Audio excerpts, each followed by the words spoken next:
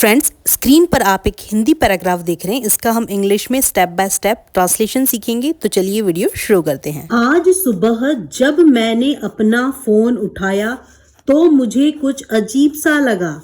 देखिए, आज सुबह के लिए हम कहेंगे दिस मॉर्निंग। This morning. जब मैंने अपना फोन उठाया, उठाने को के लिए हम पिक कहते हैं। पिक की सेकेंड फॉर्म होती है पिक्ड। क्या होती है इसकी सेकेंड फॉर्म? पिक्ड। पिकअप, उठाने के लिए, फोन उठाने को हम कहते हैं पिकअप। इसका हो जाएगा पिक्ड अप। वर्ब की सेकेंड फॉर्म आएगी क्योंकि यहाँ पे पास्ट का एक्शन है। व्हेन, जब के लिए हम यूज करेंगे व्हेन। मैंने अपना फोन उठाया। अब वर्ब आएगी, वर्ब है यहाँ पर पिक्ड अप। पहले सब्जेक्ट, उसके बाद में वर्ब, उसके बाद में रेस्ट ऑब्जेक्ट। तो माय फोन, ऑब्जेक्ट क्या है यहां पर? My phone. तो मुझे कुछ अजीब सा लगा। अजीब से लगने को हम कहते हैं स्ट्रेंज लगना। Something felt strange. Something felt, लगा, फील हुआ।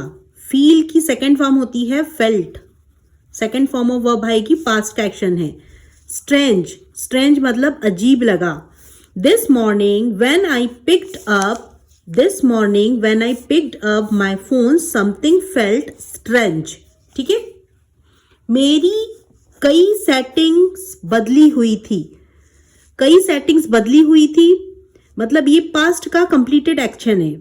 यहां पर जो है पास्ट परफेक्ट टेंस से सेंटेंस बनेगा। मेरी कई सेटिंग्स बदली हुई थी। सेवरल ऑफ माई सेटिंग्स, कई मतलब सेवरल ऑफ माई सेटिंग्स बदली हुई थी, बदल चुकी थी। ठीक है, हैड बीन के साथ में वर्ब की थर्ड फॉर्म आएगी। Had been changed. Several of my settings had been changed. बदली हुई थी। मैंने तुरंत अपने भाई से पूछा। तुरंत के लिए इमीडिएटली हम यूज करेंगे इमीडिएटली। कैसे याद रखेंगे?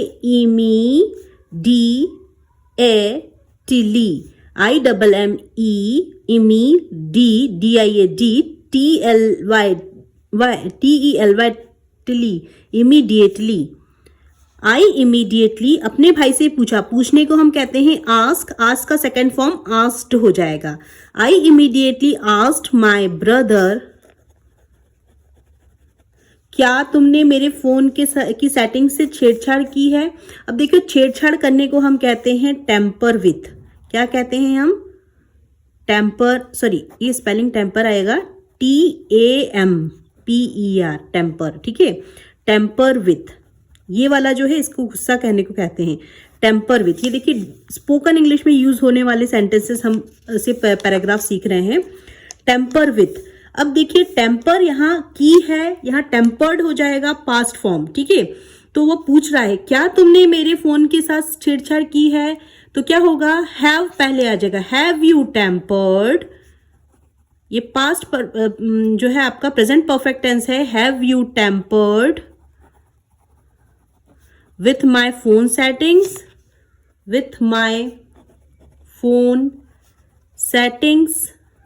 Have you tampered with my phone settings? यदि ऐसा होता है तुमने मेरे फोन के साथ सेटिंग के साथ छेड़छाड़ की है, तो you have tempered with my phone settings. अब क्या तुमने की है, तो क्या पहले आ जाएगा, तो क्या यहां से हैव उठ के इधर आ गया सामने। तो have you tampered with my phone settings? He said, वह बोला। नहीं, मैंने कुछ नहीं किया। No I didn't touch anything, मैंने कुछ भी टच नहीं किया। आई डिड नॉट, ठीक है, didn't touch, TOUCH, touch anything, कुछ भी नहीं। आई डिडंट टच एनीथिंग। अब देखिए, डिड के साथ हमेशा याद रखना वर्ब की जो होती है फर्स्ट फॉर्म आती है। तो have you tampered with my phone settings, ये जो सेंटेंस है उसे अपनी स्पोकन इंग्लिश में इनकॉर्पोरेट करेंगे। Have you tampered with my phone settings, क्या तुमने मेरे फोन के सेटिंग्स के साथ छेड़छाड़ी की, क्या तुमने मेरे लैपटॉप के साथ छेड़छाड़ी की है, have you tampered with my laptop. इस तरीके से भी आप अपनी स्पोकन इंग्लिश में से यूज कर सकते हैं। अब देखिए, मुझे शक हुआ कि किसी ने मेरे फोन की सेटिंग से छेड़छाड़ की। अब उसका मन नहीं मान रहा था, उसे अब भी शक हो रहा था।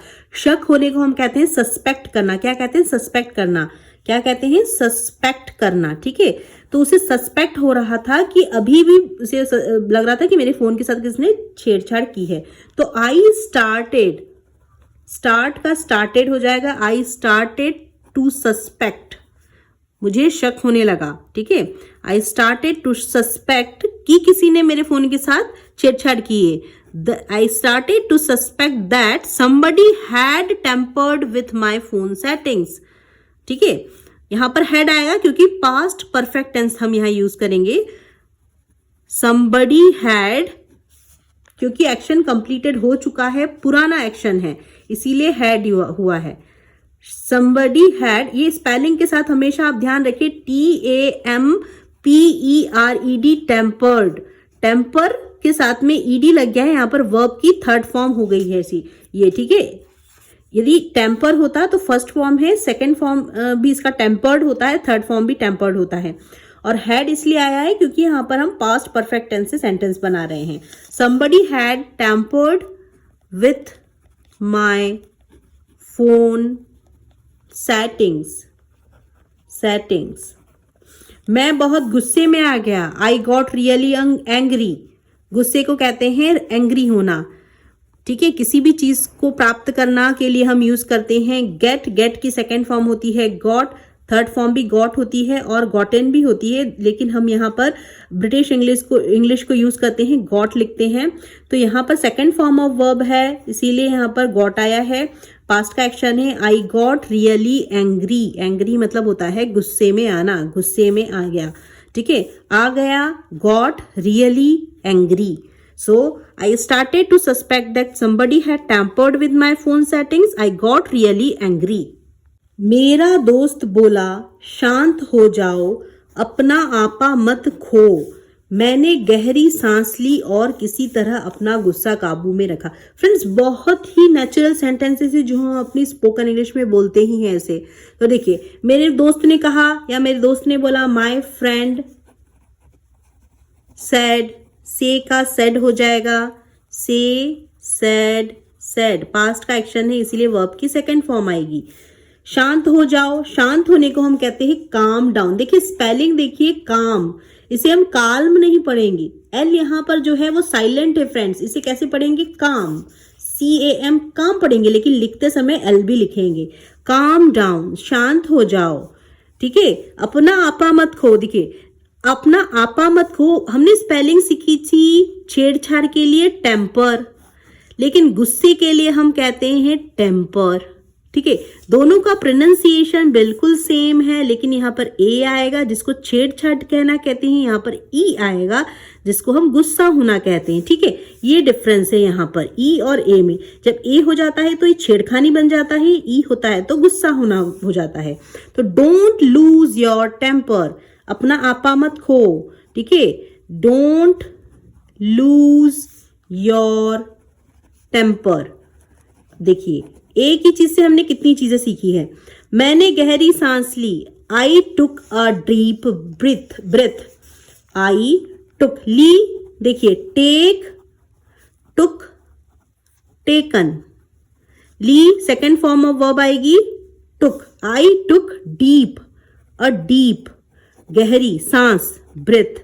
आई टुक अ डीप ब्रेथ। और किसी तरह अपना गुस्सा काबू में रखा। देखिए, टेम्पर विथ, टेम्पर के साथ में हमेशा क्या प्रेपोजिशन आती है? विथ आती है, ये हमेशा याद रखना है ना। यदि आपको प्रेपोजिशन लगाना है तो उसके साथ में टेम्पर विथ आएगा। ठीक है, आई took a deep breath and, किसी तरह अपना गुस्सा काबू में रखा। गुस्से को काबू में रखने को हम कहते हैं कीप माई टेम्पर। ठीक है, कीप माई टेम्पर। इसी को आप हमेशा याद रखें, इन सब चीजों को, तो आपकी कभी भी गलती नहीं होगी। कीप माई टेम्पर तो somehow I manage to keep my temper, कैसे तरह मैंने अपने, सम हाउ मतलब किसी तरह से, सम हाउ, ठीक है, किसी तरह से मैंने अपना गुस्से को मैनेज किया। Somehow I managed to keep my temper,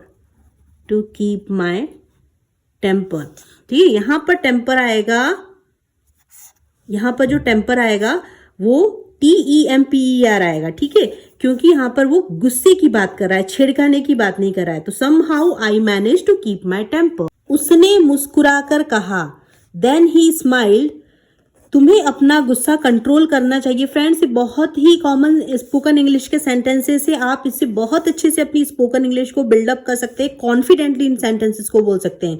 तुम्हें अपना गुस्सा कंट्रोल में रखना चाहिए, तुम हर छोटी सी बात पर गुस्सा हो जाते हो, हर समय खराब मूड या गुस्से में रहना अच्छी बात नहीं है, ठीक है, हम ऐसा बोलते ही हैं, आप इसे अपनी स्पोकन इंग्लिश में यूज करें। उसने मुस्कुराकर कहा, then he smiled, then he, smile का स्माइल्ड हो जाएगा, ठीक है, पास्ट टेंस है, एंड सैड, से का सैड हो जाएगा। Then he smiled and said, तुम्हें अपना गुस्सा कंट्रोल में रखना सीखना चाहिए। सीखने को हम लर्न कहते हैं, क्या कहते हैं, LEARN, लर्न कहते हैं, ठीक है। तो यू शुड, चाहिए के लिए हम क्या मॉडल वर्ब यूज करेंगे, शुड, यू शुड लर्न, क्या करना चाहिए, अपने टेम्पर को कंट्रोल में रखना, to keep your temper, you should learn to keep your temper, शांत रहने के लिए, मतलब तुम्हें अपने गुस्से को काबू में रखना सीखना चाहिए, कंट्रोल करना सीखना चाहिए। You should learn to keep your temper, ठीक है, कंट्रोल में रखना चाहिए। तुम हर छोटी सी बात में गुस्सा हो जाते हो, यू लूज योर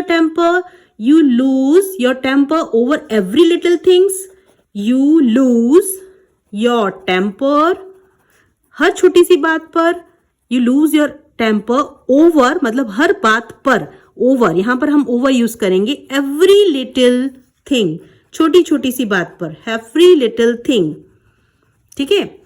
हर समय खराब मूड या गुस्से में रहना अच्छी बात नहीं है। तो देखो, खराब मूड में रहने को हम कहते हैं बैड टेम्पर, ठीक है, क्या कहते हैं, बैड टेम्पर। तो it is not good to be, होना चाहिए, तो good to be in a bad temper all the time, it is not good, ये अच्छा नहीं होता है, नहीं है, it is not good to be, होना, ठीक है, it is not good to be, अच्छा नहीं होता है, अच्छा नहीं होना होता है, in a bad temper all the time, हर समय खराब मूड में रहना अच्छी बात नहीं है, ठीक है, इन ऑल द टाइम, ऐसा का ऐसा ही आप इसे अपनी स्पोकन इंग्लिश में यूज कर सकते हैं। तो यहाँ पर याद रखने की क्या सेंटेंस जरूरत है, it is not good to be in a bad temper, खराब मूड में, ऑल द टाइम, ठीक है। You lose your temper over every little thing, spoken English में इन सेंटेंसेस को यूज करें। उसकी बात सुनकर मुझे एहसास हुआ कि वह सही कह रहा था, गुस्सा करने से समस्या हल नहीं होती बल्कि और बढ़ जाती है, ठीक है। तो उसकी बात सुनकर, after hearing him, AFTER, after hearing, सुनकर, हियर को हम कहते हैं सुनना, सुनकर, हियरिंग हिम, मुझे एहसास हुआ, आई रियलाइज्ड, एहसास को हम कहते हैं रियलाइज होना, इसमें ED लग जाएगा क्योंकि पास्ट का एक्शन है। आई रियलाइज्ड, मुझे महसूस हुआ, एहसास हुआ, ही वॉज राइट, वह सही था, ही वॉज राइट, ठीक है, था के लिए कह रहा था मतलब वॉज आया है, ठीक है, ही वॉज राइट मतलब सही था। गुस्सा करने से समस्या हल नहीं होती बल्कि और बढ़ जाती है। Getting angry does not solve problems, ठीक है, ये सिंपल प्रेजेंट टेंस का सेंटेंस है। गेटिंग एंग्री, गुस्सा करने से, गुस्सा हो जाने से, गेटिंग एंग्री, डज नॉट, नहीं होती, डजंट, ठीक है, डज नॉट, डजंट जो है डज नॉट की कंट्रैक्शन फॉर्म है, ठीक है, इसका मीनिंग भी सेम होता है, डज नॉट को हम ऐसे लिखते हैं, does not solve problems, getting angry does not solve problems, गुस्सा करना समस्या को हल नहीं करता, इससे बल्कि और समस्या बढ़ जाती, it only makes them worse, situation और खराब हो जाती, इट ओनली मेक्स, मेक का मिक्स हो गया है, सिंगुलर है इसीलिए मेक के साथ में S लगा है, मेक्स देम कैसी हो जाती है? वर्स। वर्स मतलब बहुत ही खराब हो जाती है।